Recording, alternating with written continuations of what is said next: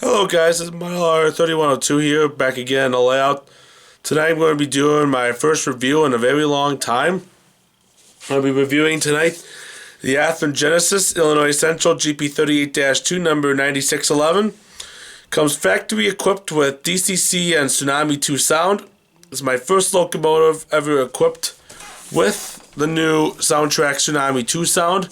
As some of you guys know, Soundtraxx discontinued the Tsunami2, the Tsunami sounds last year for the new Tsunami2 sound, and Athearn Genesis has starting to put the Tsunami2s in the newer locomotives released as of the first of the year.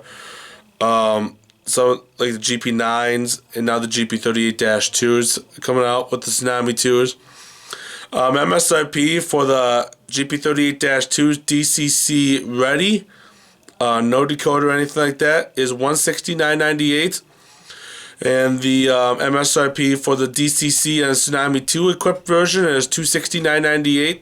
I paid $208 for mine, which is a hell of a deal actually, despite the bullshit minimum advertised pricing that Horizon Hobby posted 2 years ago. But anyways, enough with the shenanigans. Let's start with the unboxing of the locomotive. Now, sorry for the messy bench work here, but this is how I'm going to be doing the unboxing tonight. So again, opening up the box. I had EngineHouse Services program this for me before I came left.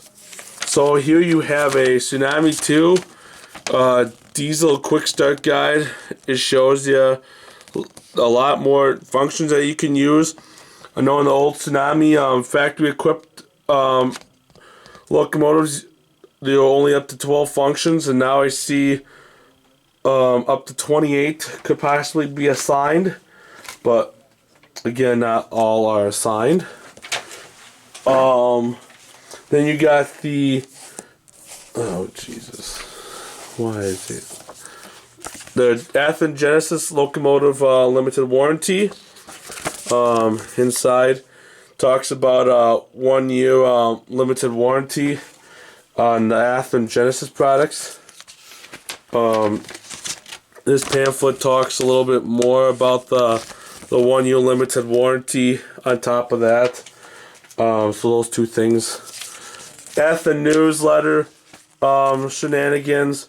I typically throw these out since I'm already signed up for Athearn News and I don't need to see 100 gazillion of these things. The GP38-2 operator's manual and sound guide. As you can tell, this is a little bit outdated since that's a Tsunami digital sound guide thing. So as you can see, first page, detail parts if you need replacements, the cab, the hood, the walkway / chassis, more of the walkway, mechanism, underframe, the trucks, handling and maintenance, more handling and maintenance, DCC sound, except this is a little bit outdated since this is the Tsunami, not the Tsunami2. Remove this. And then you got the locomotive itself, which is right here, as you can tell. Now, let's get this. Now I'm opening it up. Voila! Here it is, the all-new Athearn Genesis GP38-2. I'm just getting the handrail protectors off, so here you go.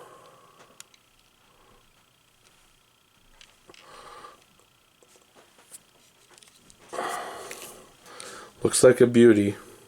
Now let's put it on the track and see how it sounds like with the new Tsunami 2 sound. Alright, so here's the new locomotive. I did read over the Tsunami 2's quick starter guide a little bit. And according to this, there's about 36 horns that you can select. And you can also select 12 bells for on the new Tsunami 2 decoders, which I have a lot of locomotives that are equipped with Tsunami sound decoders themselves, but Tsunami 2, they have like a lot of the same sounds and stuff, but at the same time they have a lot more new sounds programmed in. For an example, new horns, new bells.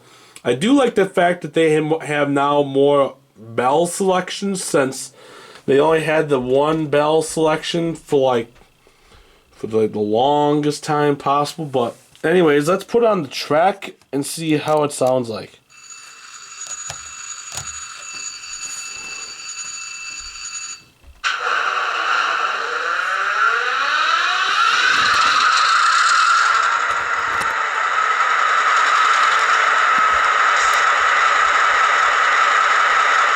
That's the startup sequence. I still gotta play around with the sounds a little bit. Sounds really good out of the box. Prime mover is the same, just like a little bit of a different tone from the old Tsunamis. Do like the little bit like the bell, alarm bell to start off. Cause a lot of those come with like an alarm bell or something like that on a startup sequence. So here's the bell.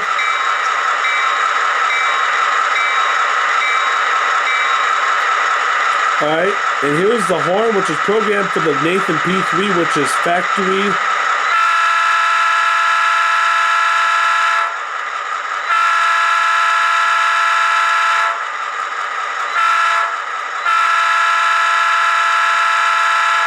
That was all function 2. Here is function 3, which is the short horn.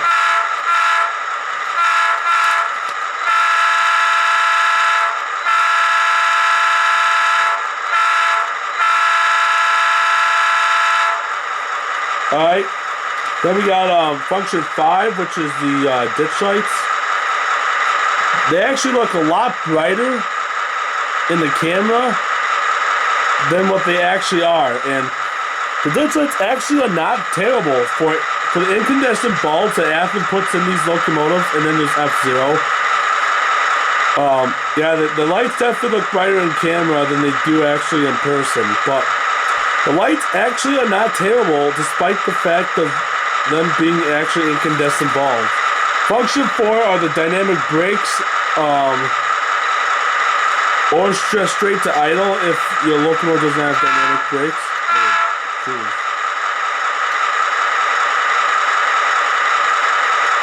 I'm glad that they do not have dynamic brakes programmed for this locomotive. So that is an awesome feature.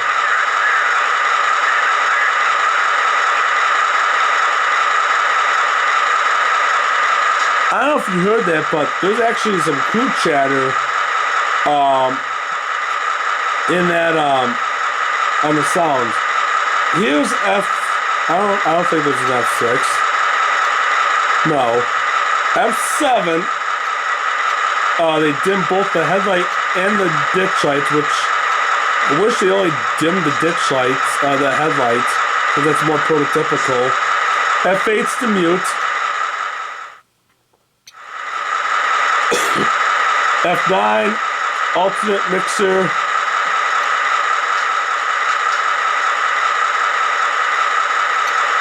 In the half volume. F10 is straight to 8 and standard valve. F11 brake set and release. F12 brake select. F13 is the coupling and uncoupling. And so on and so forth. I'm not going to go over all the functions, but let's go move it at speed. This is speed step 1.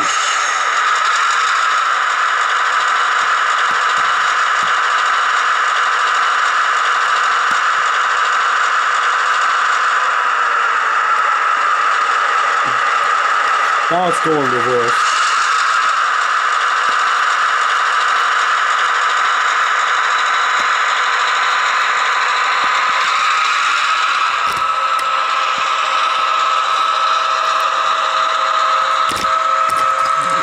Sorry for the bad camera operating, but you know.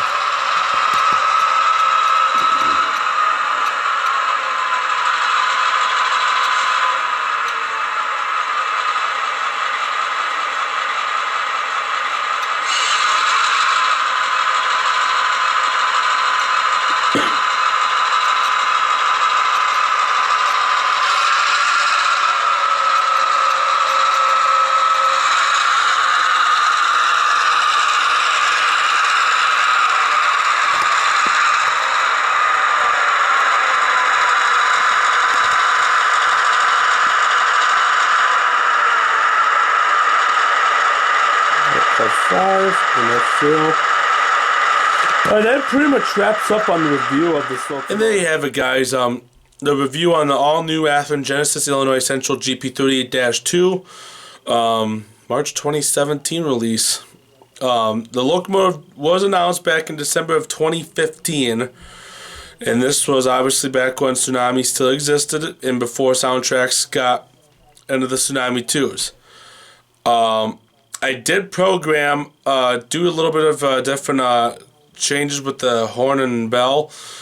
The horn equipped on this locomotive is a Leslie RS5T horn, although I've yet to find photos of any of these IC GP38-2s with an RS5T horn in that current paint. I do know for a fact the current 9611 is now in CN paint and has an Athearn P5 horn. I believe I programmed CV122, which is one of the bell selectors, to a value of 17, which is one of the newer bronze bells that was recorded. And then I believe it's like value of 13 on CV120 for the Athearn P5 horn. The one, like the older type, let's just say. And then a really cool thing about the new Tsunami2 decoders, especially on the newer Athearn Genesis equipped models, is that they are Soundtraxx CurrentKeeper Ready. What I mean by that is that each decoder will have like a little 2-pin plug where you can just simply plug in your Soundtraxx CurrentKeeper into the Tsunami2 decoder board without any soldering, and run your trains with an actual keep alive in. I happen to take apart the locomotive just to install the CurrentKeeper myself just now, and it's a little bit where they have the CurrentKeeper thing, where you could plug it in, located is closer towards an end of closer facing towards the weights and some wiring, so it was a little tricky just to get it in, but once you get figured in and slid in, it's no problem. And I also just test out the keep aliveness in that CurrentKeeper capacitor, and just awesome. So kudos to Soundtraxx on the design of the Tsunami2 board to include that CurrentKeeper readiness, so you can install a keep alive without any soldering. So kudos to Soundtraxx on that, and also kudos to Soundtraxx on recording new bells and new horns, and some of the new features on this decoder. So anyways, thanks for watching, and we'll see you all next time.